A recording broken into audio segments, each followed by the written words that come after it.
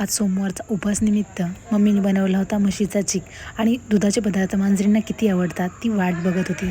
सोमवार निमित्त आज शिवलीला अमृतचं पठण केलं. आमच्या जवळच एक सप्तलिंगेश्वर महादेवाचं मंदिर आहे, त्याला गिरीमाताचं मंदिरही म्हणतात. एरवीही खूप गर्दी असते आणि आज श्रावणामधला दुसरा सोमवार म्हणल्यानंतर गर्दी तर असणारच ना. मी आणि जिया गेली होती. जियाची केवढी घाई मंदिरात जाण्यासाठी. लहान मुलांना फिरायचा चान्स हवा असतो. नंदीदेवांचं दर्शन घेतलं आणि तुम्ही ते बघू शकता किती छान प्रकारे असा होम पेटला होता. महादेवाच्या मंदिरात होम हा बऱ्यापैकी कंपल्सरी असतो. आज शंभूंचा दुसरा सोमवार शिवमुठ तीळ होती. ती शिवमुठ तीळ वाहिली, महादेवाचं दर्शन घेतलं.